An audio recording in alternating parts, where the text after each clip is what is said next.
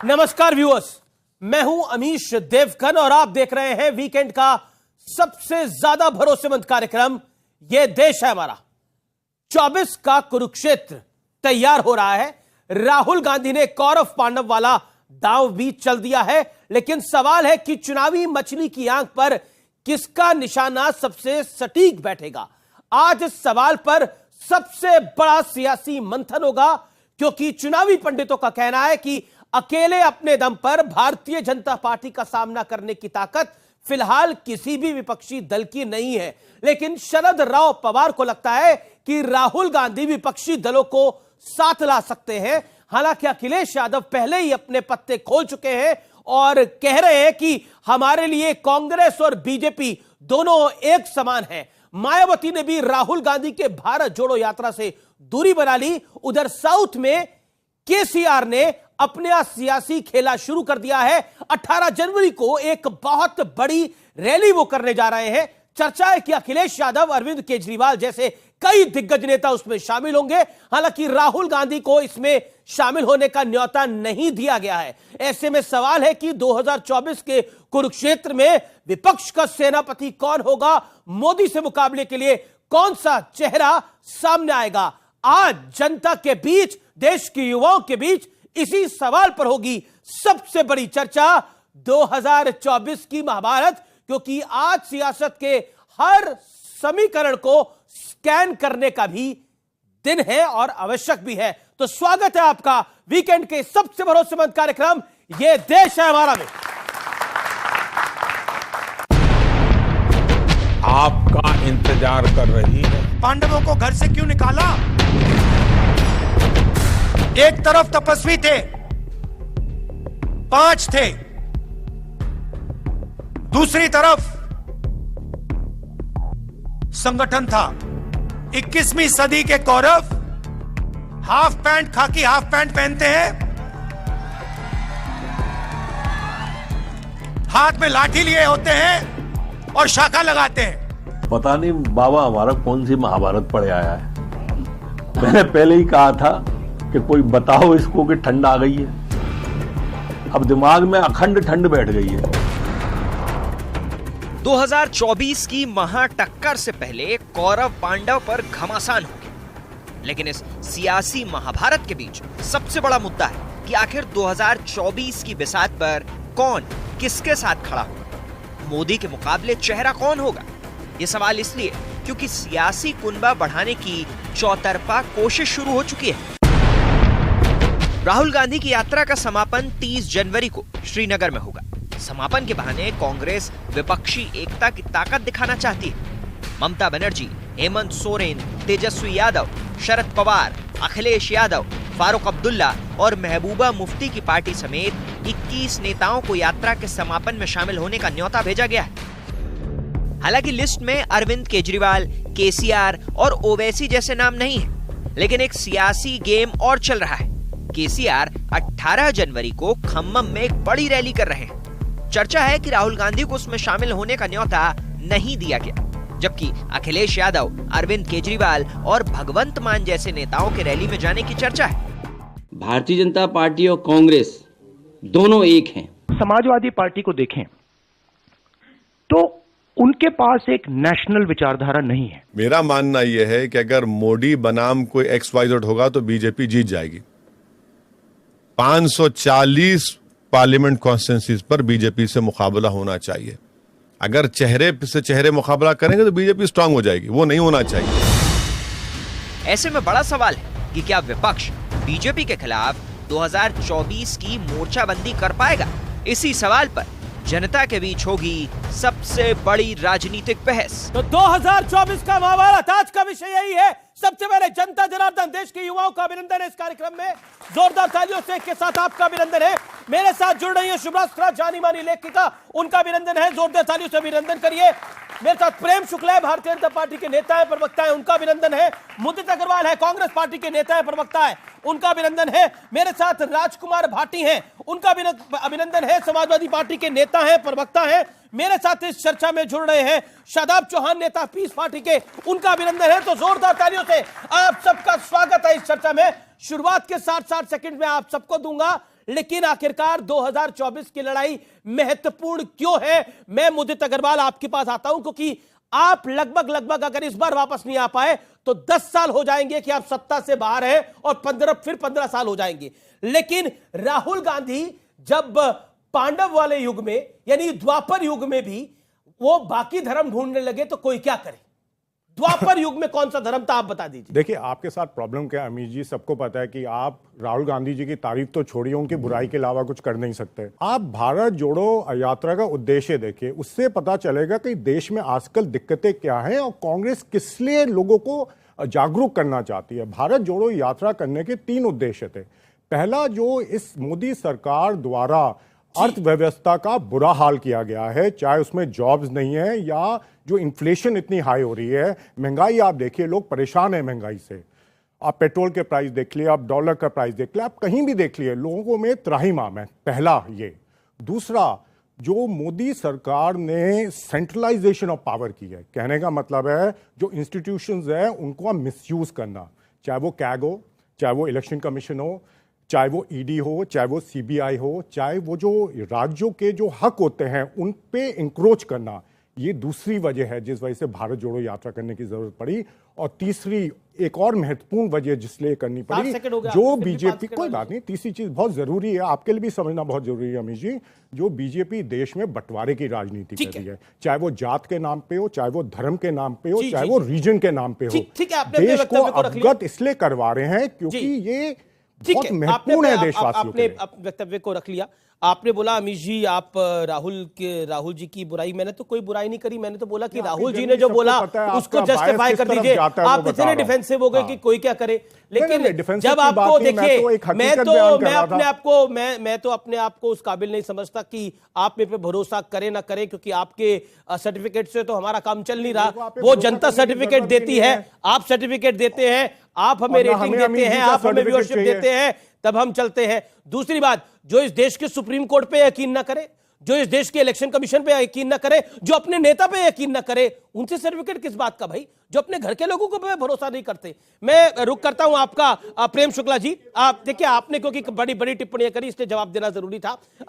प्रेम शुक्ला जी, मैं आपका रुक करता हूं। इन्होंने 3-4 कारण बताए भारत जोड़ो यात्रा के, लेकिन क्या आपको लगता है कि 2024 में नरेंद्र मोदी का सामना इस बार बदले हुए राहुल गांधी से हो रहा है, क्योंकि राहुल गांधी का यह तपस्वी अवतार है? देखिए, अच्छी बात है कि राहुल गांधी खुद में बदलाव करना चाह रहे हैं, और बदलाव करने में किया क्या है उन्होंने? बदलाव करने में महाभारत का नया संस्करण पढ़ाए हैं वो, जिसमें निरुद्देश्य जो है अर्जुन मछली की आंख को भेद रहे होते हैं। जितने लोग भी यहाँ महाभारत पढ़े होंगे हर किसी को पता था, उद्देश्य स्पष्ट था, द्रौपदी स्वयंवर। लेकिन राहुल गांधी को नहीं पता था, क्योंकि राहुल गांधी नहीं महाभारत पढ़ रहे हैं। अब राहुल गांधी जो हैं वो नफरत के बाजार में मोहब्बत की दुकान लगाने की बात करते हैं, लेकिन स्वर्ण मंदिर जाते हैं तो 10,000 निर्दोष सिखों के नरसंहार पर मौन साध जाते हैं। वो 10,000 सिखों का नरसंहार प्रेमवश हुआ था कि नफरत की आग थी, ये भी उनको स्पष्ट करना चाहिए जी। वो कभी नहीं स्पष्ट करते हैं। तो श्रीमान राहुल गांधी कहते हैं महंगाई के विरोध में चल रहे हैं। साहब, अभी आपकी यात्रा खत्म भी नहीं हुई, आप हिमाचल प्रदेश के बगल से गुजरे, और हिमाचल प्रदेश में जहां अभी अभी आपकी सरकार आई, जी। आपने डीजल और पेट्रोल के भाव में 3 रुपए की वृद्धि कर दी। ये महंगाई से लड़ने का कौन सा तरीका है भाई? जरा कांग्रेस के लोग शोध करके बता दें। जी जी जी, आपने अपना वक्त 1 मिनट का रखा। राजकुमार भाटी, आपके 60 सेकंड अब शुरू होते हैं। अखिलेश जी ने एक बात की जो बड़ी महत्वपूर्ण है कि कांग्रेस और बीजेपी एक समान है, लेकिन केसीआर एक रैली कर रहे हैं जिसमें अखिलेश जी भी जाएंगे, जैसी लगातार खबरें आ रही है। क्या आपको लगता है कांग्रेस अपने उद्देश्य से भटक रही है, लड़ाई नहीं लड़ पा रही है, या फिर आपको लगता है कि भारतीय जनता पार्टी की तैयारी मजबूत होती है? नहीं, देखिए, एक तो आप जो कह रहे हैं, भारतीय जनता पार्टी पहली बार सत्ता में आई माननीय अटल बिहारी वाजपेयी जी के नेतृत्व में, तो 13 पार्टियों के समर्थन से आई थी जी। फिर माननीय मोदी जी ने 42 पार्टियों का मोर्चा बनाया। भारतीय जनता पार्टी आज तक भी इतनी हिम्मत नहीं जुटा पाई है वो अकेले चुनाव में जाने की हिम्मत करे, या भारतीय जनता पार्टी के लोग घोषणा कर दें कि हम अगला चुनाव अकेले लड़ेंगे, तो ये तो सवाल ही बेमानी हो जाता है। मोर्चे बनेंगे, दोनों तरफ मोर्चे बनेंगे। रही अब जो आपने कहा कि कांग्रेस के बारे में जो हमारे अध्यक्ष जी ने कहा, देखिए, अभी चुनाव की बिसात बिछनी शुरू हुई है। आगे कौन कौन सी गोटी कौन चलेगा, क्या क्या चालें चली जाएंगी, किस किस के मोर्चे बनेंगे, ये भविष्य में है। लेकिन राहुल गांधी जो यात्रा लेकर चल रहे हैं और उसमें जो वो बोल रहे हैं और जो उनका उद्देश्य है वो बहुत प्रशंसनीय है। हम उसकी प्रशंसा करते हैं, उसका समर्थन करते हैं। और कौरव और पांडव की जहां तक बात है, आपने भी अपने शो का नाम महाभारत रखा है, 2024 का महाभारत। जब आप महाभारत और कुरुक्षेत्र लेके आएंगे तो कौरव पांडव तो आएंगे ही। और कौरव वो माना जाएगा, कौरवों में दुर्योधन और दुशासन की चलती थी और किसी की नहीं चलती थी जी। और उन्होंने अपने जो विदुर और भीष्म पितामह थे, जो बुजुर्ग थे, उन्हें किनारे बैठा दिया था जी। उनकी सलाह नहीं लेते थे वो जी। आपने 1 मिनट 9 सेकंड के करीब बोला। शुभराष्ट्र, आपका रुख करता हूं मैं। शुभराष्ट्र, एक as a common citizen of India 2024 की जब हम बात करते हैं, अभी 1.25 साल 1.5 साल पड़ा हुआ है इस चुनाव के अंदर। उससे पहले इस देश के अंदर 9 महत्वपूर्ण चुनाव और हैं, 9 राज्यों के चुनाव और हैं। लेकिन राहुल गांधी का यह तपस्वी अवतार है, जिसमें उनको तपस्वी कहा जा रहा है, जिसमें कहा जा रहा है कि अब राहुल गांधी टी शर्ट पहन के जग फतेह कर सकते हैं, हिंदुस्तान फतेह कर सकते हैं। आमिश जी, एक तो भारत जोड़ो यात्रा पे चूंकि चर्चा चल रही है, तो मैं एक चीज कहना चाहती हूँ कि अपने शब्द विन्यास और व्यंजना में ही वो इतना दंभ और अहंकार से भरा शब्द है। क्योंकि जो कांग्रेस पार्टी भारत जोड़ो यात्रा शुरू होने के बाद कितने नेता वहां से टूट गए, तो वो पहले कांग्रेस जोड़ लेते, फिर भारत जोड़ने की बात करते। और भारत जुड़ा हुआ नहीं है, इसका ये परम ज्ञान ऐसे परम इंटेलेक्चुअल राहुल गांधी को किसने दिया? परम इंटेलेक्चुअल, क्योंकि मूर्ख बोलने पे समस्या है लोगों को, तो मैं उनको परम इंटेलेक्चुअल ही बोलती हूँ। बहुत इंटेलेक्चुअल व्यक्ति हैं वो। मैं जानना चाहती हूँ कि वो ये ज्ञान उनको किसने दिया कि भारत के जितने यूनियन टेरिटरीज और स्टेट्स हैं वो कहीं से जुड़े हुए नहीं हैं।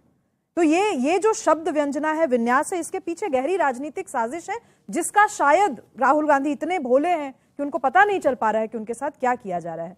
इश्यूज की बात करते हैं, मोदी जी कह रहे हैं कि ये जो इश्यूज राहुल गांधी उठा रहे हैं वो महंगाई के हैं। वो महंगाई के इश्यूज नहीं है। अगर महंगाई के इश्यूज होते, युवाओं के बेरोजगार के इश्यूज होते, तो शायद राहुल गांधी को जन समर्थन मिल रहा होता। लेकिन वो इशू उठा रहे हैं कौरवों पांडवों की, वो इशू उठा रहे हैं तपस्वी और पुजारियों की, धर्म के बीच में फांक लाने की का प्रयास कर रहे हैं। और राहुल गांधी जी राजनीतिक इशू कैसे उठा सकते हैं मुदित जी? तो तपस्वी है, तो आध्यात्मिक यात्रा पर निकले हैं, कैसे उठाएंगे? जी मुदित अग्रवाल, मैं आपके पास आता हूं। आप क्योंकि आप लगातार एक थॉट प्रोसेस के साथ आपने एक बात को करा। आपने बोला देखिए ये जो भारत जोड़ो यात्रा है ये महंगाई के खिलाफ है, लेकिन महंगाई का तो भांडा फूट गया कांग्रेस पार्टी का तब जब हिमाचल में आपने 3 रुपए डीजल बढ़ा दिया। नहीं तब फूट गया।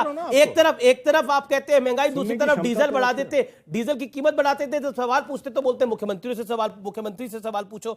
दूसरी बात, क्या आपको लगता नहीं है ये धर्म की पिच के ऊपर आप भारतीय जनता पार्टी को घेरने की कोशिश कर रहे हो और इस पिच पर कांग्रेस बेहद कमजोर है? ये मैं नहीं कह रहा, एके एंटनी कहते हैं, एके एंटनी कहते हैं आप ही के नेता, फॉर्मर डिफेंस मिनिस्टर, कि भारत जोड़ो यात्रा के अलग अलग 3-4 अलग अलग उद्देश्य हैं। मैंने वो सारे सामने रखे हैं। आप कहें मैं दोबारा से बता देता हूं। मैं आपसे 3 सवाल पूछता हूं, 3 सवाल के 10-10 सेकंड में जवाब दे दीजिए। अच्छा ये बताइए, पांडवों के साथ 5000 साल पहले सनातन धर्म के अलावा कौन सा धर्म था? आपके पास जवाब है तो बताइए। देखिए सबसे पहले सवाल राहुल जी ने पूछा था, बताइए जवाब। अगर आप पहले देखें कौरव पांडव में, आप ये देख लीजिए कौरव किसे कहते हैं, जैसे उन्होंने कहा। मैं तो पूछता हूं पांडवों के साथ कौन सा धर्म था? जब आप सुनना नहीं बोला ना, चाहते, राहुल जी ने बोला पांडवों के साथ धर्म चल रहे थे कई सारे। पांडवों के साथ 5000 साल पहले कौन सा धर्म था बताइए? अलग अलग हिंदुस्तान में अलग अलग शाखाएं धर्मों की हमेशा रही हैं। पांडवों के साथ नहीं पता? सारी अलग अलग शाखाएं रही हैं धर्मों की, अलग अलग सेक्ट रहे हैं धर्मों के, ये तो सबको पता है। एक वो जीवन शैली होती थी रहने की, सबकी अलग अलग जीवन शैली होती थी, सब अलग अलग धर्मों को पूछते थे, अलग अलग भगवानों को पूछते थे। ये सारे तो हमेशा से रहा है। आपको शायद मालूम नहीं है ये सारा। तो अलग अलग पद्धति होती थी ना रहने की। जी। उसको आप धर्मी तो कहते थे, और क्या कहते थे? उसकी आप कैसे व्याख्या कर सके ये आपके ऊपर है, पहली बात। दूसरी, देखिए मेन उद्देश्य आप समझ लीजिए, पांडव कौन है? पांडव वो हैं जो आजकल देश के ऊपर अतिक्रमण कर रहे हैं। कैसे अतिक्रमण कर रहे हैं? लोगों के ऊपर अतिक्रमण कर रहे हैं। कौन सा अतिक्रमण कर रहे हैं? लोगों को बांट रहे हैं आपस में। अतिक्रमण कर रहे हैं? नहीं, कौरव जो हैं आजकल, जो आज वाले कौरव जो हैं, जो आज के कौरव हैं। क्या बोलेंगे? राहुल गांधी ऐसी बात बोल के चले गए, कैसे डिफेंड कर सकते? राहुल गांधी जी ने जो कहा है वो अपने परम इंटेलेक्चुअल ज्ञान से उनका कहना यह है कि उस जमाने में भी इस्लाम था, उस जमाने में भी क्रिश्चियनिटी थी। मानिए इस चीज को कि उस व्यक्ति को नहीं पता है अपने धर्म के बारे में, अपने सिद्धांतों के बारे में नहीं पता है। मैं बिल्कुल करूंगी। मैं युवाओं से पूछना चाहती हूं, अगर आपके सामने कोई भी राजनेता वो बहुत अच्छी बात करे या बकवास करे, क्या आपके पास ये अधिकार नहीं है कि आप उसकी बातों को इंटरप्रेट करें? क्या आपके पास ये अधिकार नहीं है कि आप उससे तीखे सवाल पूछ सकें? क्या आपके पास ये अधिकार नहीं है कि जैसे आपको लेबल किया जाता है कि आप संघी हैं या आप एंटी नेशनल हैं, आप नेताओं को कह सके कि आप मूर्ख हैं, आपके पास बिल्कुल दिमाग नहीं है? क्या आपके पास ये अधिकार नहीं होना चाहिए? शादाब चौहान, 2024 का महाभारत की बात जहां तक है तो पीस पार्टी का तो लक्ष्य ही शांति और न्याय है, और राहुल जी भारत जोड़ने की बात कर रहे हैं। और हमने उस दिन भी आपके शो पे कहा था कि राहुल जी ने बहुत सी चीजों को शुरू किया है जो हमने बातें कही थी, और इसीलिए किसी ने ठुकराया होगा निमंत्रण, हमने राहुल जी का निमंत्रण स्वीकारा और बागपत में राहुल जी के साथ यात्रा में शामिल हुए। उसके बाद पीस पार्टी राहुल जी के साथ है? बिल्कुल नहीं, हमारे राष्ट्रीय अध्यक्ष और राहुल जी के साथ मुलाकात करके हमने यात्रा को में साथ चले हैं हम। दूसरी चीज, हम नीतीश कुमार जी को उनके कैबिनेट मिनिस्टर 15 तारीख को आ रहे हैं, उनको हम उत्तर प्रदेश लेकर आ रहे हैं। हम राजनीतिक संगम बनाना चाहते हैं जिसमें पांडव रूपी विचारधारा हो, जिसमें न्याय रूपी विचारधारा हो, और जो लोग अत्याचार करें, हम तो राजकुमार साहब के साथ भी गोरखपुर हरा चुके हैं भाजपा को। जब हम साथ में थे तो वो सीट हराई थी जो कभी भाजपा नहीं हारी, हमने गोरखपुर हरा दिया था। तो जब हम सब मिल जाएंगे, हमारा लक्ष्य है कि तमाम ऐसी राजनीतिक विचारधाराएं जो न्याय के लिए प्रतिबद्ध हैं वो एकजुट होकर के लड़ें। और भारतीय जनता पार्टी, हम प्रेम की बात कर रहे हैं, जोड़ने की बात कर रहे हैं। नाम प्रेम जी है लेकिन उनकी पार्टी की विचारधारा नफरत है, वो चाहते हैं। तो सब मिलकर क्या फैसला कर रहे हैं? सब मिलकर यह फैसला कर रहे हैं कि एक तरफ तो वो लोग इकट्ठा हो रहे हैं जो इस देश को हिंदू राष्ट्र बनाना चाहते हैं, जो इस देश के अंदर एक हराना किसको है? सबको मिलकर, सबको मिलकर उन तमाम लोगों को हराना है जो मिलकर के भारत की मूल विचारधारा को नष्ट कर रहे हैं। कौन है उसका? एक जैसे आपका नेता राहुल गांधी हो गया, दूसरी तरफ आपको मोदी को हराना है। हमें हर उस व्यक्ति को हराना है, चाहे वो नरेंद्र मोदी हो, योगी आदित्यनाथ हो, जो भारत के संविधान में विश्वास 24 का चुनाव तो मोदी का चुनाव, नरेंद्र मोदी को हटाने का लिए चुनाव होगा आपकी राय में ना? हमें भारत की जो इज्जत है, जिसको आज तार-तार किया जा रहा है, उसको लौटाने के लिए, चीन को भगाने के लिए, पाकिस्तान से पीओके लाने के लिए चीन को एक संयुक्त मोर्चा अच्छा, बनाने जा रहे हैं। पीओके को मिलाने के लिए, चीन को हराने के लिए मोदी को हराना है आपको? निश्चित, क्योंकि मोदी नाकाम है, मोदी नाकाम है। नहीं, मैं आप ही की बात कर रहा हूं, इसीलिए मैं आप ही की बात कर रहा हूं। बिल्कुल यही कहा ना भैया, यही कहा ना कि चीन को हराना है, पीओके को लाना है, और इसीलिए इन जनाब को किसको हराना है? मोदी को हराना है। यही कह रहे हो ना आप? अब मैं प्रेम शुक्ला, आप प्रेम शुक्ला के पास जाता हूं। प्रेम शुक्ला, आपका नाम तो प्रेम है लेकिन प्रेम नहीं है, आप पे एक आरोप लगा कि निजी टिप्पणी भी आप इसको ले सकते हैं। लेकिन देखिए, अल्टीमेट गोल सामने है। अल्टीमेट गोल है कि किसी तरह से, कैसे भी करके, ये नरेंद्र दामोदर दास मोदी एक बार 24 पे उतर जाए, फिर हम निपटा देंगे सब कुछ। ठीक है, उनका लक्ष्य हो सकता है। इसके लिए तो मदद मांगने के लिए सलमान खुर्शीद पाकिस्तान भी चले गए थे।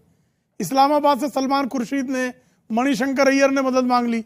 अनुच्छेद 370 में संशोधन के लिए फारूक अब्दुल्ला ने चीन की मदद मांग ली। तो ये अगर देश में ही मदद मांग रहे हैं तो इनका संवैधानिक अधिकार है। अब ये बार बार संविधान की दुहाई देते हैं साहब, बार बार संविधान की दुहाई देते हैं। अभी इनसे मैं पूछ लूं कि इनके लिए कुरान बड़ी है कि संविधान बड़ा है, अभी ये इनका जो है भ्रम जाग जाएगा। पूछ लीजिए आप कि आप बताइए, शादाब चौहान जी के लिए कुरान बड़ा है कि संविधान बड़ा है? करने वाले को पहले पूछिए ना। नहीं, मेरे लिए संविधान बड़ा है, नागरिक के तौर पर मेरे लिए संविधान बड़ा है। आप बताइए तौर वो नहीं, सीधा। अरे भाई, नागरिक और क्या होगा? मेरी आइडेंटिटी क्या है? मेरी आइडेंटिटी क्या है? अगर आप बताइए ना।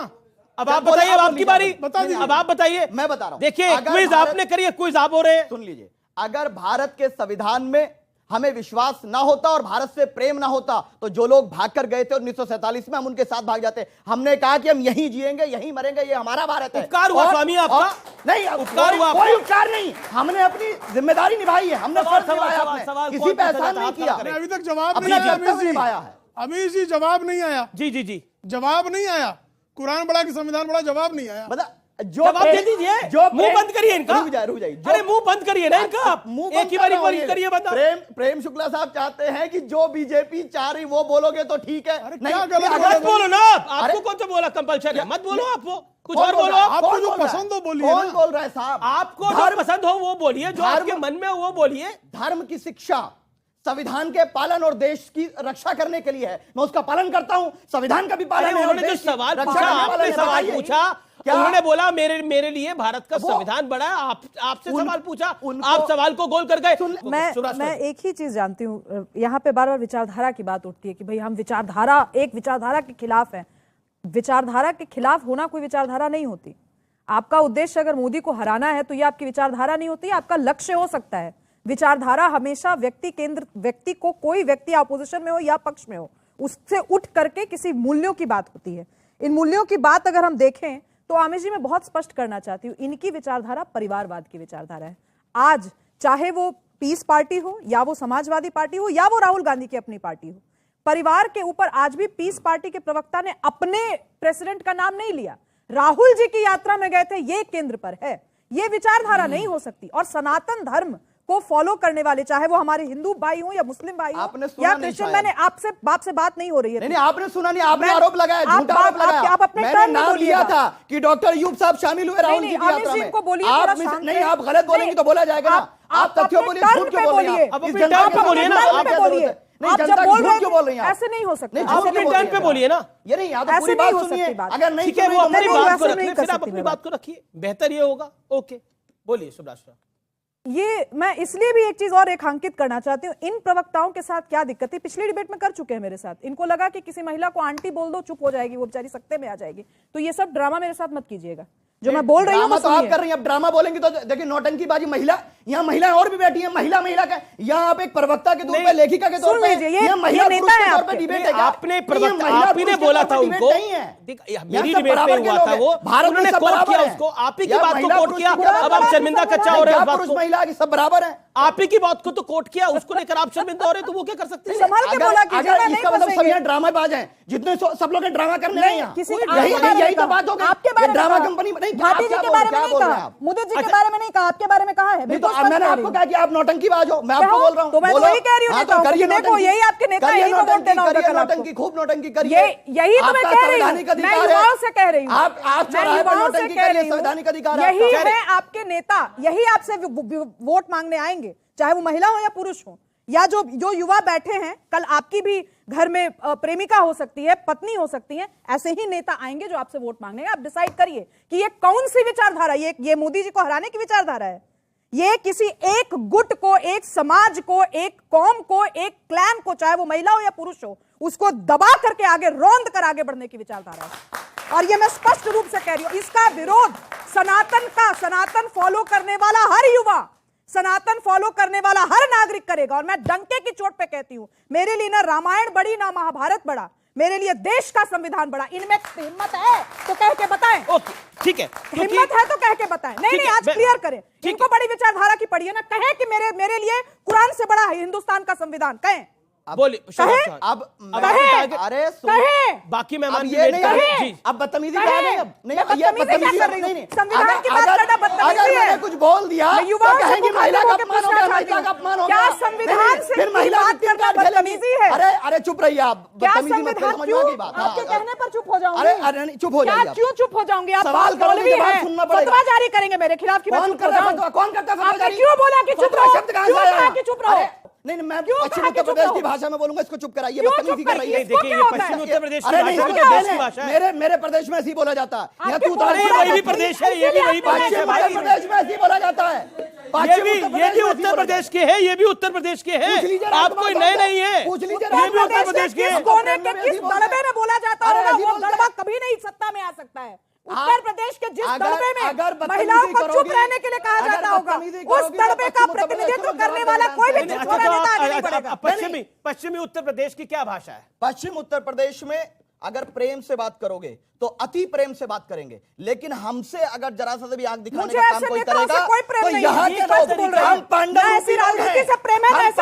लोग हैं, हम किसी से वैसे ही ट्रीट करना चाहिए जैसा ट्रीटमेंट ये संविधान के साथ कर रहे हैं। प्रेम की भी भाषा है। मैं कह रही हूँ कि कुरान संविधान में चुनो तो ये कहां से कहां पहुंच रहे हैं? बिल्कुल गलत है। रुकेंगे एक ब्रेक के लिए, लेकिन ब्रेक के उस पार 24 का जो कुरुक्षेत्र है, यानी 24 का जो महाभारत है, उसकी बड़ी चर्चा जारी रहेगी। आप देखते रहिए, ये देश है हमारा। अब संघ इतनी व्यापक ऑर्गेनाइजेशन है कि चोरी ज्यादा खतरनाक है, डायरेक्ट ही राजनीति में आना चाहिए। ये चोरी करते हैं, कोई संविधान नहीं, कोई जिम्मेदारी नहीं, तय हम करेंगे, मंत्र हम पढ़ेंगे, आप बिल में हाथ आप दो।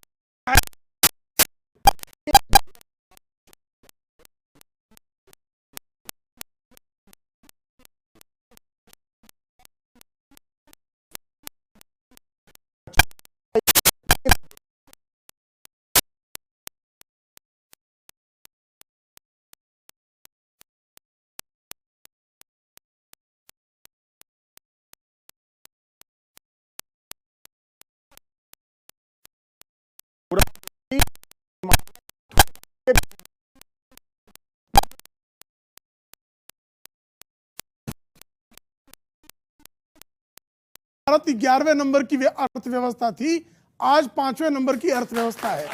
मोदी जी बहुत खराब है। आपको गलत ख्याल है। 11वें नंबर पे थी, आप चेक कर ले, गूगल कर ले सब। मेरी बात फाइल मानी जाती थी। एक चीज बताता हूँ, एक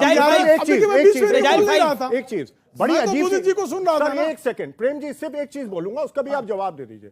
75 साल हो गए देश को आजाद हुए हुए। 1947 में जिस देश में सुई भी नहीं बनती थी, आज 75, एक सेकंड सर प्लीज बीच में ना बोलिए। हमारी कहां पे थी अर्थव्यवस्था? कोई हमारी इकोनॉमिक फाउंडेशन थी, कोई इंडस्ट्रियल फाउंडेशन थी? क्या बात कर रहे हैं आप लोगों की समस्या ये है कि आप समझते हैं 47 में ये देश आजाद हुआ, 47 में ये देश क्रिएट हुआ, ये देश बन गया था रामायण महाभारत के नाम से। सुनिए समय सही, सुनिए, जो मॉडर्न इकोनॉमी, एक सेकंड जवाब, जो हिंद के इस पार रहते थे वो हिंदू हो गए, जो हिंद महासागर के इस पार रहते थे। अमित जी, जो मैं बोलने वाला, बात पूरी हो जाए, आप इसको इंकॉर्पोरेट कर लीजिए। ये कह रहे हैं कि 1947 में इस देश में सुई नहीं बनती थी। मुंबई और कानपुर की मिलें 1947 के पहले की हैं। जिस देश में कपड़ा बिना बुना जाता हो, वहां बिना सुई के कपड़ा बन रहा था क्या? तो ये इनकी जानकारी है। एक फिगर ये 1947 होता है जिसको ये समझना नहीं चाहते, उसको ट्विस्ट कर रहे हैं। इन्होंने मैं क्या कहना चाहता था, आप मेरी बात मुझे बोलने दीजिए प्लीज। अब 11 करोड़ लोगों के घरों में शौचालय दिया, बहुत खराब काम कर दिया। 11 करोड़ लोगों को एलपीजी गैस के कनेक्शन दे दी, बहुत खराब काम किया। 44 करोड़ लोगों को जनधन अकाउंट खोल दिए, बहुत बुरा काम किया। करोड़ों लोगों के घर में बिजली चली गई, बहुत बुरा काम किया। करोड़ों लोगों के मुफ्त के मकान बन गए, ये बहुत बुरा काम किया। और ये बुरा काम किया इसलिए 2019 में फिर से चुना, और इसी बुरे काम के लिए 2024 में फिर से एक बार भारत की जनता आदरणीय नरेंद्र मोदी जी के नेतृत्व को जनादेश दे रही है। और अब तक इनको विपक्ष का नेता तय नहीं हुआ इनका। अभी भी राजकुमार भाटी जी राहुल गांधी को प्रधानमंत्री पद का प्रत्याशी मान रहे हो तो मैं इनकी जीत मान लूं। ठीक है राजकुमार भाटी, ये विपक्ष या संयुक्त प्रत्याशी हो तो ठीक है। देखिए ये आप राजकुमार भाटी को बसा रहे हैं, ये तो उनके बड़े नेता तय करेंगे, लेकिन फिर भी आपने सवाल पूछा है तो मेरा फर्ज है उनके पास जाना। भाटी जी, विपक्षी एकता को लेकर कई सारे कस्बे वादे होते हैं, कई सारे सवाल होते हैं। मुझे भली बात याद है 2008 में जब डॉक्टर मनमोहन सिंह की सरकार गिर रही थी तो असद ओवैसी ने और मुलायम सिंह यादव और स्वर्गीय मुलायम सिंह यादव और स्वर्गीय अमर सिंह जी ने इस सरकार को बचाया था, इसमें कोई दौराई नहीं है, उस सरकार को बचाया था। लेकिन कई बार ऐसे मौके आए जब कांग्रेस को आपकी जरूरत पड़ी और आपने सरकार को बचाया, और ऐसा भी हुआ है कि कांग्रेस ने भी मुलायम सिंह यादव की सरकार को बचाया है। लेकिन मुलायम सिंह यादव बार बार कहते, वो अब चले गए इस दुनिया से, लेकिन वो कहते थे कांग्रेस ज्यादा डेंजरस पार्टी है।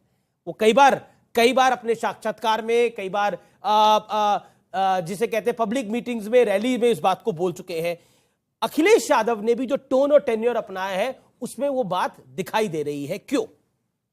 एक बात अगर हम समझ लें गंभीरता से और थोड़े अपनी विचारधारा को थोड़ी प्रगतिशील बना लें और प्रगतिवादी, कि कोई व्यक्ति या कोई पार्टी सदैव के लिए अच्छा नहीं होता है। एक काम अच्छा किया तो उसकी प्रशंसा की जानी चाहिए, एक काम खराब किया तो उसकी आलोचना की जानी चाहिए। कांग्रेस ने कई ऐसे काम किए जिनके हम विरोधी थे और आज भी विरोधी हैं। कांग्रेस की इसलिए आलोचना करते थे। आज भारतीय जनता पार्टी अगर कुछ गलत कर रही है जी तो उसकी भी आलोचना करेंगे। तो इसमें कोई अलग बात नहीं है, लोकतंत्र में होना चाहिए, सजग दृष्टि रखनी चाहिए लोकतंत्र में। लेकिन अब तक की डिबेट में आपकी मैं केवल एक बात भारतीय जनता पार्टी के प्रवक्ता, भारतीय जनता पार्टी के समर्थक और उनके सहयोगियों की तरफ से केवल एक बात आई है, मोदी जी को तो कोई हरा ही नहीं सकता, मोदी जी को कोई हरा ही नहीं सकता, कोई विकल्प नहीं है। यही तो दुर्योधन भी कहता था कि मैं तो कभी सत्ता से हटूंगा ही नहीं, मेरा तो कब्जा सत्ता में सदा के लिए है। यही तो रावण भी कहता था। इसी बात की तो हम आलोचना कर रहे हैं। लोकतंत्र में जनता को बीजेपी कहती है नरेंद्र मोदी का सबसे बड़ा प्लस पॉइंट है वो परिवारवादी नहीं है। हाँ, और भी कई प्लस पॉइंट हो सकते हैं। देखिए, नरेंद्र मोदी देश के प्रधानमंत्री हैं, 3 बार गुजरात राज्य के मुख्यमंत्री रहे हैं, तो ऐसा तो कह नहीं सकते कि उनमें कोई खूबी नहीं है। उनमें कई खूबियां हैं। उनकी परिवारवाद कितना बड़ा मुद्दा है, उनकी उपलब्धियां शुक्ला जी ने बताई, लेकिन कुछ उपलब्धियां बताना भूल गए, वो मैं बता देता हूं। जी। देश भुखमरी में विश्व में 111वें नंबर पर है, जब 70वें नंबर पर था जब मोदी जी आए थे। देश में जो मीडिया की निष्पक्षता है, पत्रकारों की निष्पक्षता है, उसमें देश का स्तर गिरा है।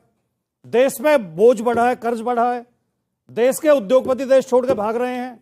काला धन स्विस बैंकों में लगभग दुगना हो गया है। मोदी जी ने कहा था काला धन लेकर आऊंगा, उसे नहीं लेके आ पाए, तो सारी चीजों की सरकारी संस्थाएं बेची जा रही हैं, क्योंकि कोई नया संस्थान बनाया नहीं जा रहा। जी आपने बोला क्योंकि मीडिया की निष्पक्षता की बात हुई, बोला कि मीडिया की निष्पक्षता की रैंकिंग में देश गिर गया है। एक विदेशी एजेंसी ऐसे नंबर करती है, एक विदेशी एजेंसी इसका नंबरिंग करती है। लेकिन हाँ, देश का मीडिया बड़ा निष्पक्ष था जब इस देश के अंदर मंत्री एंकरों से पूछ के लगाए जाते थे, तब बड़ा निष्पक्ष था इस देश का मीडिया। जब पूछते थे हेलो गुलाम किसको मंत्री बना रहा है, मैं आपको बता रही हूं फलाने को मंत्री बना सकते हैं, तब देश का मीडिया निष्पक्ष था। वो किसकी गोदी में बैठता था, कहां क्या करता था, इसकी डिटेल्स में जाने की मुझे आवश्यकता नहीं है। आप जाके गूगल पे खुद सर्च कर सकते हैं, मैं उसके ऊपर कुछ नहीं बोलता। नीरा राडिया एक केस हुआ था, उसकी चर्चा भी बहुत हुई थी, तब भी पढ़ लेते कि देश के मीडिया ने क्या कुछ किया था उस समय के ऊपर, जरूर पता लगता। पंडित प्रेम शुक्ला जी से है जी। जीवन पैदा होने से बच्चे के और मृत्यु तक हर जगह, हवन में, यज्ञ में, स्कूल के एडमिशन में, राशन प्रमाण पत्र में, जन्म प्रमाण पत्र में, मृत्यु प्रमाण पत्र में जाति पूछी जाती है। आप रूलिंग पार्टी से हैं, जातिगत जनगणना से आप भागते क्यों हैं? संविधान निर्माताओं ने संविधान सभा में जातियों का जातिवाद समाप्त होना चाहिए एक लक्ष्य था। अब जातियों की संख्या 47 से लेकर 22 के बीच में बहुगुणित हुई है। जातियों की संख्या और जातियों में भेद बढ़ाने का आवश्यकता क्या है? जातियां समाप्त होनी चाहिए, सिर्फ शादी ब्याह के लिए रहनी चाहिए जाति। वो कहते हैं कि जब धर्म से बड़ी जाति नहीं होती, अगर धर्म ही नहीं रहेगा तो जाति का क्या करोगे? सर जी, मेरा पीस पार्टी के प्रवक्ता से एक सवाल है। जी जी जी। इन्होंने अभी तक एकदम देवानंद लग रहे हैं आपको। Thank you sir, thank you sir, thank you sir. 70 साल का हो गया जी, 70 साल के हो गए आप? अरे भाई, मैं ये कहना, थैंक यू सर, मैं ये कहना चाहता हूँ, पीस पार्टी, इन्होंने अभी तक जवाब नहीं दिया कि कुरान बड़ा है या देश का वो संविधान बड़ा है। मैं ये कहना चाहता हूँ, अभी मोहन भागवत जी ने एक दिया था बयान, उसमें उन्होंने ये कहा था कि सब का एक ही वो है, डीएनए है और सब में एक है। और आप लोग ये छोड़ दिए कि मुस्लिम राज बनाना है, इसको भूल जाइए, ये कभी नहीं बनेगा। निज़ाम मुस्तफा को भूल जाइए आप लोग, निज़ाम मुस्तफा का राज को भूल जाइए। और आपने सवाल का जवाब क्यों नहीं दिया? एक दर्शक की तरफ से सवाल आया, बुजुर्ग आदमी है, 70 साल के अपना सवाल पूछ रहे हैं, देवानंद की तरह जरूर दिख रहे हैं, बहुत हैंडसम लग रहे हैं, लेकिन आपने भी अपनी लुक औरंगजेब टाइप बना रखी है। नहीं, आप जो चाहे आपको राहुल गांधी में सद्दाम हुसैन दिख जाता है, शादाब चौहान मुझे तो नहीं दिखता ना, मैं मुबारक है, चलिए। लेकिन मैं क्योंकि आप औरंगजेब को फॉलो करते हैं, उसको रहमतुल्लाह बोलते हैं, इसलिए मैंने बोला आपको। नहीं, मैं जवाब दे रहा हूं। मेरी तो शुभकामनाएं हैं कि आप 100 साल जीवित रहें, बड़े हैंडसम लग रहे हैं, बहुत अच्छी बात है। लेकिन हमारा मानना यह है कि भारत के अंदर कोई भी ना हिंदू राज्य होगा, ना मुस्लिम राज्य होगा, ना सिख, ना ईसाई। भारत जो है उस विचार का राज्य है जहां हर धर्म, जाति, संप्रदाय के लोगों को न्याय मिलेगा। प्रेम शुक्ला जी कहते हैं कि हमने जातिगत जनगणना का 2 जगह समर्थन किया। शुक्ला साहब, भाटी साहब भी और मोदी साहब दोनों लोग समर्थन करेंगे, नीतीश जी भी समर्थन करेंगे। पूरे देश में जातिगत जनगणना कराइए और जिसका जितनी आबादी है उस हिसाब से उसको न्याय और राजनीतिक जो विचारधारा है उसके हिसाब से उसको राजनीतिक हिस्सेदारी दीजिए। राजनीतिक हिस्सेदारी देनी चाहिए, निश्चित देनी चाहिए। जिस समाज की राजनीतिक हिस्सेदारी नहीं होगी वो कभी भी सक्षम रूप से कहानी अब खुल रही है पूरी। जी जी जी,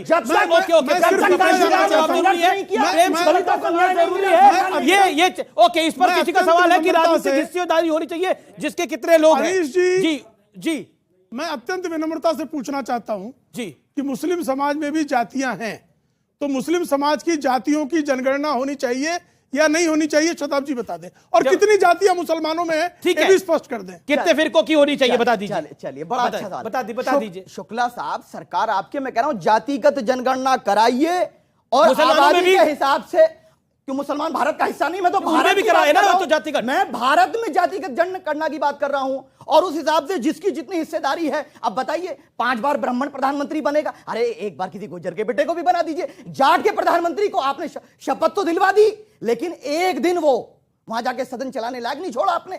आप क्या चाहते हैं? क्या मल्लाह का बेटा को बना दीजिए? आप नहीं बनाएंगे। दलित के बेटे को नहीं बनाएंगे आप क्या ब्राह्मण बनेगा और ओबीसी से, जनरल से ओबीसी लाके मोदी जी बनिया है वो बनेंगे? क्या सब है? जी जी, हम तो चाह रहे बनाइए। ओबीसी आ गया, ब्राह्मण आ गया, ठाकुर आ गया, जाट आ गया, गुजर आ गया, क्षत्रिय आ गया, सब कुछ आ गया। क्षत्रिय तो मैं हूं। जी जी जी, हमें भी नहीं बनाने दिए। एक सेकंड, 2 बार क्षत्रिय प्रधानमंत्री बना। आप तो 2 बार क्षत्रिय प्रधानमंत्री बना, एक बार भी कार्यकाल पूरा नहीं करने दिया। ये नया है। आप तो मुसलमान है, आप तो मुसलमान है, उसमें भी क्षत्रिय होते हैं। डीएनए एक है, बताया डीएनए एक, तो फिर मानते हैं ना डीएनए हाँ एक। सर, यानी आप भी हिंद है, देवानंद साहब से, आप भी हिंद है। हमारा डीएनए एक है, श्री राम हमारे पूर्वज है, अब कोई समस्या नहीं ना। तो श्री राम के मंदिर का विरोध क्यों कर रहे थे भैया? फिर पिटीशन क्यों डाली थी राम मंदिर के विरोध के लिए? डाली थी कि राम न्याय समर्थक थे। हाँ, तो न्याय से ही हुआ है सब कुछ। नहीं, अत्याचार है। बोल ले, पहले चीख ले, फिर मैं बोलूंगा। राम का मंदिर बनना अत्याचार है और हिस्सेदारी पूरी चाहिए आप। और क्षत्रिय हैं, न्याय का समर्थन नहीं कर सकते, क्षत्रिय हैं। आमिष जी, मैं युवाओं से अभी मैंने जो पूछा था, आपसे सवाल पूछा तो उसका जवाब आपको शायद मिल गया होगा। जो व्यक्ति कुरान और संविधान में चुन नहीं पा रहा है, क्योंकि हमारा संविधान कहता है जातिगत जो भी अभी जो यहाँ पे जिस तरीके की कुछ नहीं, आपकी भी नहीं बोली मैडम, आप भी ना बोले, स्थिति है। निवेदन है मेरा, हमारे संविधान में जब बाबा साहेब अंबेडकर के तत्वावधान में जब संविधान बना, बहुत सारी डिबेट्स हुई। क्या कभी किसी ने सुना कि एक जाट और एक गुज्जर व्यक्ति को इसलिए प्रधानमंत्री बनाया जाए कि वो जाट और गुज्जर है? आज संविधान की अवमानना की जा रही है क्योंकि ये लोग नहीं विश्वास रखते संविधान में। आपको दिक्कत है ना, आप चुन करके आइए जनता के साथ, आप संविधान में जाइए और ये प्रस्ताव पारित करवाइए। जनता को बरगलाना बंद जाट गुज्जर को नहीं चुनने देंगे। आप क्यों बोल रहे हैं? चौधरी चरण सिंह को कहाँ रहने दिए? किसने हटाया? इन्होंने हटाया चौधरी चरण सिंह जी। अरे इंदिरा जी ने धोखा किया था, नहीं किया था? बताइए, इंदिरा जी ने धोखा दिया था नहीं? इंदिरा जी धोखेबाज थी। दिया नहीं दिया? मैं कुछ ज्यादा नहीं कहूंगी, मैं ज्यादा कुछ नहीं कहूंगी, मैं सिर्फ थोड़े धागे खोलूंगी। ये अपना एक्सपोज अपने आप को स्वयं कर, मैं बस थोड़ा धागा खोलूंगी। देखिए, मैं इनकी बात को इनको मैं सीरियसली नहीं लेता। जब ये इस तरह की बात सीरियस नहीं लेंगे, अब जाट का प्रधानमंत्री बने रहना सीरियस नहीं है। जाट प्रधानमंत्री का बनना सीरियस नहीं है। ये कैसी बात कर रहे हैं? क्या विड्रॉ नहीं किया था सपोर्ट? क्या बताइए कि सारी आपने कहा काबिलियत के आधार पर बनता है। जाट में, गुज्जर में, ब्राह्मण, मल्ला में, आदिवासी में, दलित में कोई काबिलियत नहीं है। सारी काबिलियत राहुल जी और इंदिरा जी में। ऐसा मत करिए, अहंकार छोड़िए, हम तो आपके साथ चलने तैयार है, लेकिन अहंकार त्यागना पड़ेगा। अहंकार का मतलब वो कह रहे हैं कि कांग्रेस का पुराना वाला दौर नहीं है, यानी देसी घी आपने खाया था, कलाई सूंघ लो वाला दौर खत्म हो चुका है। नहीं, दिक्कत क्या है, ये अपने आप ही सोच लेते हैं मैं बोलने क्या वाला हूं, उसी का जवाब खुद ही दे देते हैं। ऐसे नहीं होता, मैंने कभी ऐसी चीज नहीं बोली। मैंने ये कहा हिंदुस्तान का प्रधानमंत्री वो बनेगा जो हिंदुस्तान की जनता चाहेगी, चाहे वो किसी भी जात का हो। ये हिंदुस्तान की जनता के हाथ में है कि प्रधानमंत्री किसको बनाते हैं। जनता हर पार्टी प्रधाननमंत्री नहीं चुनती भारत में। भारत में डायरेक्ट जनता नहीं। जिस दिन जनता ने चुना ना, दलित का बेटा बनेगा या ओबीसी बनेगा, लिख लो मेरी बात। कि वो हमारे यहाँ जो प्रधानमंत्री मोदी हट जाए, वो भारत का नागरिक होगा। पहली अर्हता है कि भारत का नागरिक होना चाहिए। विदेशी कब बनते उसको जनता का समर्थन मिलना चाहिए। विदेशी मूल के लोगों की बनने की स्थिति आ गई थी, बनते बनते रह गए हैं, लेकिन विदेशी पासपोर्ट होल्डर थे वो। और अभी भी जिन श्रीमान राहुल गांधी का नाम लिया जा रहा है, उनके पास इटालियन पासपोर्ट आज भी है। इलाहाबाद हाई कोर्ट में बाकायदा निर्णय आया है, राहुल विंची के नाम से आज भी उनके पास इटालियन पासपोर्ट है। राहुल गांधी एफिडेविट कर दे कि मैंने कोई इटालियन पासपोर्ट नहीं रखा है, मैं माफी मांग लूंगा। ये जो महाभारत है, इसके अंदर कभी 28 पार्टियां, कभी 24 पार्टियां इकट्ठी होती हैं। जी। और इनमें कभी धृतराष्ट्र और दुर्योधन अपने ही परिवारों के बच्चों को आगे बढ़ाने की कोशिश करते हैं। जी, ये तो बड़ी बात है, बढ़ाने की, इन्हीं को करने की कोशिश करते हैं। और एक गरीब घर का व्यक्ति अगर प्राइम मिनिस्टर बनता है तो इनको ये चर्चा ये बहुत बड़ा सवाल है कि, और इस परिवारवाद के ऊपर कोई कुछ कहना चाहता है तो जरूर अपनी बात को रखे। परिवारवाद के ऊपर अपनी कोई बात रखना चाहता है तो हाथ खड़ा करे और अपना सवाल पूछे। अगर प्रधानमंत्री के उम्मीदवार 2024 में समाजवादी पार्टी से होगा तो अखिलेश जी होंगे या उनके चाचा जी होंगे? वो कह रहे हैं कि अखिलेश जी होंगे या उनके चाचा जी होंगे। मुझे लगता नहीं ये सवाल एग्जिस्ट करता है, लेकिन आपने पूछा तो मैं जवाब ले लेता हूं। आप ये तय करा दो इनसे कि समाजवादी पार्टी का प्रधानमंत्री बनेगा, हम 1 मिनट में फैसला ले लेंगे कौन बनेगा। बताइए अगर होगा तो कर देंगे समर्थन। वो शादाब चौहान तो कर देंगे। उधर से करा, उधर से बात कर रहे हैं, वो इधर पहुंच रहा है। अभी जो ये डिस्कशन हुई जातिगत जनगणना वगैरह पे, सब अल्टीमेट क्वेश्चन मेरिट का है। और मैं आपको कह रही हूं आमिष जी, नेक्स्ट जो हमारे देश में जो बड़ा एक मूवमेंट होने वाला है, वैचारिक मूवमेंट होने वाला है, वो मेरिट वर्सेस रिजर्वेशन का ही होने वाला है। एक सेकंड देखिए, अब मैं इनसे परिवारवाद की चक्कर में आप फंस जाते हैं आप लोग। नहीं, मैं तो ये चाहता हूं सुभाष, नहीं आप क्या परिवारवाद, मैं तो चाहता हूं कल मोदी जी जय शाह जी को हटा दे बीसीसीआई के प्रेसिडेंट से, अनुराग ठाकुर जी को अपने मंत्रिमंडल से हटा दें। ये दोनों काम कल करवा दीजिए, फिर मेरे से परिवारवाद की बात कीजिए। पहली बात सर, परिवारवाद होता है जब आपका अध्यक्ष पालने में आपको दिखाई देते थे, वो परिवारवाद होता है। ये क्या परिवारवाद है? देखिए, जो हमारी जो अध्यक्ष हैं वो मल्लिकार्जुन खड़गे जी हैं। जहां तक राहुल जी की बात है, देखिए एक बात आप समझ लीजिए, मोदी जी आज देश के अगर प्रधानमंत्री है, देश की जनता चाहती है इसलिए हैं जी। अगर आज कांग्रेस में राहुल गांधी जी, सोनिया गांधी जी को हम लीडर मानते हैं, वो क्योंकि कांग्रेस का वर्कर चाहता है। परिवारवाद ये होता है जी कि इस परिवार के बाहर का व्यक्ति अध्यक्ष या प्रधानमंत्री का प्रत्याशी, मुख्यमंत्री का प्रत्याशी नहीं हो सकता। भारतीय जनता पार्टी में अटल जी की कोई संतान जो है बन सकती थी क्या प्रधानमंत्री? अटल जी की संतान होती तो भी संभव था क्या? आडवाणी जी अपने संतान को कोई जिम्मेदारी देकर गए क्या? मोदी जी की कोई रिश्तेदार जो है कोई पद पा सकता है क्या? यहाँ तय है कि राहुल गांधी, अभी भी रेहान गांधी जो है, रेहान गांधी राहुल गांधी के साथ टहलते हुए दिखाई दिए। अभी स्थिति है ना, अखिलेश सिंह यादव जो है मुलायम सिंह यादव के बाद वही मुख्यमंत्री बनेंगे, चचा भी धकिया बाहर कर दिए जाएंगे। ये स्थिति, उद्धव ठाकरे जो है, राज ठाकरे हटा दिए जाएंगे, उद्धव ठाकरे होंगे, उसके बाद आदित्य ठाकरे आ जाएंगे, स्टालिन आएंगे, स्टालिन का बेटा आ जाएगा। तो ये जो है ये परिवारवाद का विरोध इसका है। परिवारों को प्रतिबंधित नहीं करना है कि ये परिवार इनके समाजवादी पार्टी से अखिलेश आ गए तो अब इनके परिवार का कोई राजनीति कर ही नहीं पाएगा, ये नियम नहीं है। लेकिन वो बिना योग्यता के, डॉक्टर का बेटा डॉक्टर होता है लेकिन डॉक्टरी की पढ़ाई करता है, प्रैक्टिस करता है, तब वो डॉक्टर होता है। यहाँ तो जन्मता ही हो गया, ये बंद होना चाहिए। ओके, राजकुमार भाटी इस पर कुछ कहना चाहते हैं? अगर राजनीतिक तरीके से संघर्ष करके योग्यता के बल पर लोकतांत्रिक तरीके से चुन के किसी परिवार का व्यक्ति भी आता है तो वो भी सही है। लेकिन भारतीय जनता पार्टी में जिस तरह फैसले लिए जाते हैं, भारतीय जनता पार्टी के मेंबर्स से भी नहीं पूछा जाता। नागपुर में तय होता है कि कौन भारतीय पार्टी का अध्यक्ष बनेगा, कौन भारतीय जनता पार्टी में प्रधानमंत्री पद का प्रत्याशी होगा, कौन मंत्री बनेंगे। ये अलोकतांत्रिक ज्यादा है, ये ज्यादा बड़ा गुनाह है। अब संघ इतनी व्यापक ऑर्गेनाइजेशन है कि चोरी ज्यादा खतरनाक है, डायरेक्ट ही राजनीति में आना चाहिए।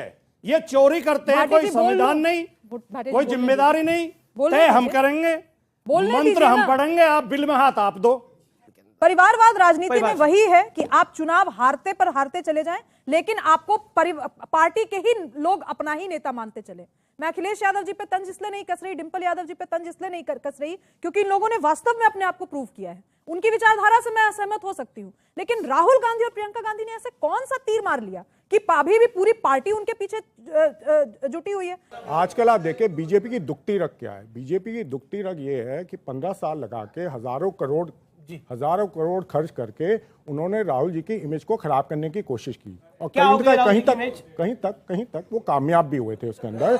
अब उनके यहाँ दिक्कत क्या है? अब दिक्कत क्या है, जो 3 महीने में भारत जोड़ो यात्रा में जो लाखों लोग उमड़ के आ रहे हैं, बीजेपी उससे परेशान हो गई कि जो 15 साल हमने इन्वेस्ट किए थे राहुल गांधी जी की इमेज खराब करने में, अब वो उससे बाहर निकल आए हैं। सबसे ज्यादा परेशानी देखिए पहले वो तो उसमें आप लोगों का भी इस्तेमाल किया, वो जो मीडिया वाले थे ना उनको भी अपने एजेंडा में लाके इनका इस्तेमाल करके राहुल जी को क्या बना दिया वो सबको पता है। जो आप अपशब्द उनके लिए इस्तेमाल करते थे वो सबको पता है, आपने भी किया था। गाली देने का कल्चर आपका हो सकता है, राहुल जी को गाली देने का राहुल जी को सबसे ज्यादा गालियां मीडिया ने दी कि नहीं दी? सच्चाई है कि नहीं है?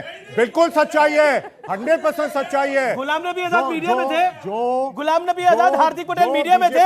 हार्दिक पटेल कहते हैं कि चिकन सैंडविच की ज्यादा चिंता होती है उनको, वो मीडिया में थे। गुलाम नबी आजाद कहते हैं कि चपरासी वहां पर नेताओं के फैसले लेते हैं, वो मीडिया में थे। नहीं सुनना पड़ेगा, मुंह में हाथ डाला है, गालियां देते हो आप लोग मीडिया को। अमीर जी को कर रहा हूं मैं चैलेंज। आप पत्रकार के लिए चैलेंज नहीं कर सकते हो और ये दादागिरी बिल्कुल करूंगा इनको चैलेंज। तो मीडिया में डाल देते हैं ये लोग। इंदिरा गांधी ने इमरजेंसी में क्या किया था? अमीर जी पर क्वेश्चन करते हैं, ईवीएम दिखाएं टीवी पे जो मैंने बोला है, इनका क्वेश्चन तो सब पर रहता है। दिखाएं मीडिया बहुत अच्छी बात कही, उन्हें बोला ईवीएम पे सवाल करते हैं, मीडिया पे सवाल करते हैं, इंडियन आर्मी में सवाल करते हैं। अरे ये तो अपने नेताओं को समझते हैं कि वो नहीं होना चाहिए भाई, क्यों नहीं होना चाहिए? हम भी पूछ सकते हैं मीडिया से सवाल। आप गलत कर रहे हैं, अब अनफेयर कर रहे हैं। बिल्कुल नहीं अनफेयर, कोई गलत। लास्ट वर्ड मीडिया पे क्यों नहीं कर सकते सवाल? बिल्कुल कर सकते हैं मीडिया पे सवाल। देखिए आप लोग सुप्रीम कोर्ट पे सवाल करिए, मीडिया पे सवाल करिए, आप लोग अपने ऊपर सवाल मत करना, सब पे सवाल करना, सब पे सवाल करना। हर सवाल झेलते हैं, आपने झेलने की हिम्मत दी है। बदतमीजी कर रहे हैं, बदतमीजी मत करिए। अरे ये क्यों आपने बोला बाहर चल के बताऊंगा मैं, ये धमकी बात नहीं देनी चाहिए क्या? देखिए हम अपना काम कर रहे हैं, हो सकता है बाहर आपके 100 समर्थक आ जाए। मैं एक निवेदन करना चाहती हूँ। एक मिनट सुन लीजिए, एक मिनट, आप ही की बात करना। आप मैं आप अरे भैया, लोगों मुझे से एक किसी ही से निवेदन सर्टिफिकेट करना नहीं चाहिए चाहती नेशनलिज्म हूँ का। कि यहाँ पर जितने लोग किसी से नहीं बैठे हैं चाहिए। वो सब अल्टीमेटली हम वोटर्स हैं। आप लोग इतना उद्वेलित मत होइए, ये असली चेहरा है, सिर्फ कांग्रेस का नहीं, ये असली चेहरा मीडिया का भी ऑपोजिशन ना, का है। मीडिया का भी और सुभाष जी, मीडिया का भी असली चेहरा और यही मीडिया है। से जितनी दिक्कत होती है, मीडिया मीडिया का का भी बॉयकॉट असली करे चेहरा ना यही है। कांग्रेस। हिम्मत है तो मीडिया का बॉयकॉट कर दे, स्वयं फेसबुक लाइव करके चला जो हम आके बोलेंगे ना, मीडिया पर के आमादा सामने होता उनकी है, पोल खोलेंगे। जिस तरह की क्यों नहीं खोलेंगे? अभद्रता देश के आपके प्रति स्टूडियो में हुई, वफादार रहिए, वो सरकार निश्चित के तौर पर प्रति निंदनीय है रहिए। और किसी भी पार्टी को ये करना जो है उससे अपेक्षित नहीं है। सर, जहां तक जिसका- राहुल गांधी पर ये बार बार जिसका कहते रहे जो स्तर भाजपा होता ने है वो निपटाया, दिखाई देता है। लेकिन वो फिलहाल तो इसका स्वयं इतना भारतीय ही, फिलहाल इस कार्यक्रम में इतना ही। लेकिन मेरा ये मानना है कि अपनी भाषा को सभ्य रखना चाहिए। अगर कोई बदतमीजी करे तो उसको नमस्कार करके जवाब देना चाहिए, लेकिन फिर भी कोई अपना स्तर दिखाए तो उसको अपने हाल पे छोड़ देना चाहिए। ये सुप्रीम कोर्ट पे सवाल उठाते हैं, ये मीडिया पे सवाल उठा सकते हैं, ये ईवीएम पे सवाल उठा सकते हैं, लेकिन ये अपने ऊपर सवाल नहीं उठा सकते। फिलहाल इतना ही। आपका इस कार्यक्रम में जुड़े रहने के लिए बहुत बहुत शुक्रिया। नमस्कार।